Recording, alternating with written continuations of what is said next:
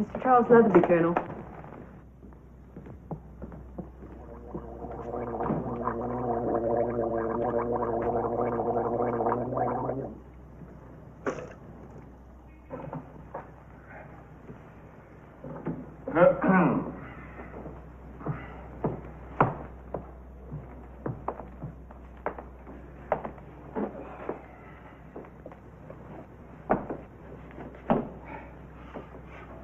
Mr. Leatherby, isn't it? It is? Mr. Charles Leatherby? Yes, that's right.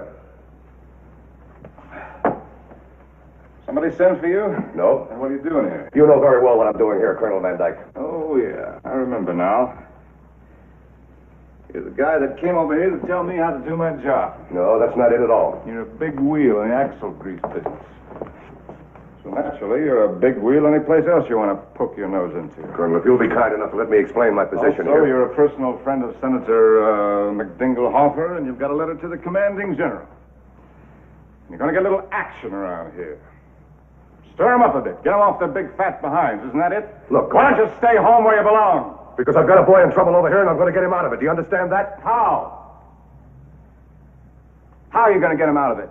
I have every right in the world to be here, Colonel. I'm a citizen and a taxpayer. A very big taxpayer, as a matter of That's fact. not what I asked you.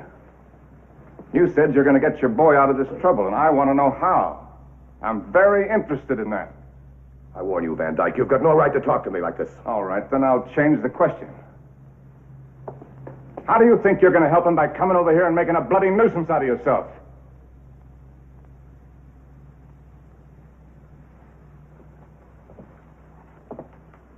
Anything that burns me, it's an amateur trying to tell a pro how to do his job. I have no intention of telling you or anybody else over here how to do their job. Oh, no, you're going to do it for me.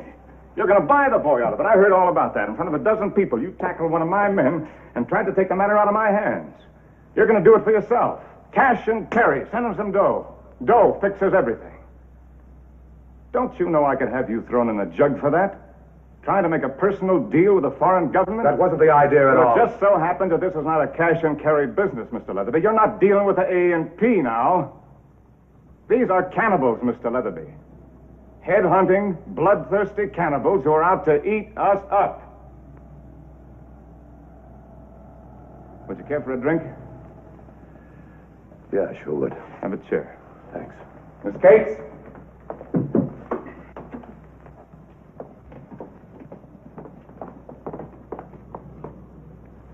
What is it? Root beer. No, thanks. Mr. Petricine is here. Petey? What about Colonel Lodzinski? You're right, Colonel. Something has happened. What it is, I haven't been able to find out yet. But he hasn't been in either his office or his home for 3 days now. There's no talk? Definitely no talk. Well, what about Nadja and the kids? No sign of anybody. The house is empty. I had a friend of mine look inside.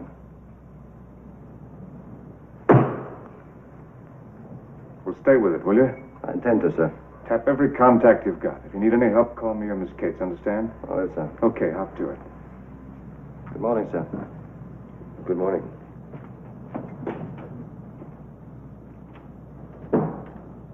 Have they picked up another soldier? No, it's a Russian friend of mine. Lodzinski. Isn't he the colonel you were dealing with about Johnny? That's right. The one who says he knows nothing about it?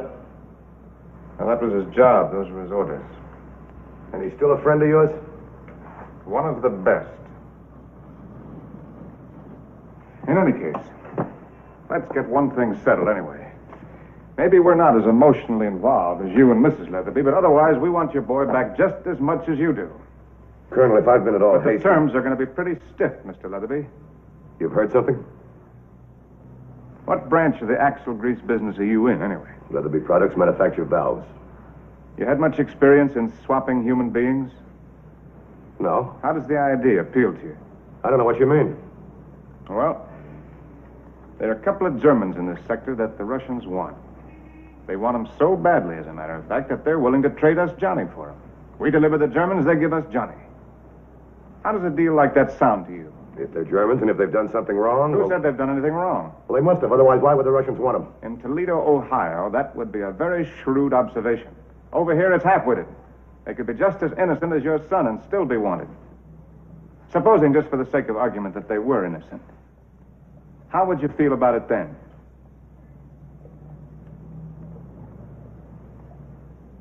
I'd still want my son.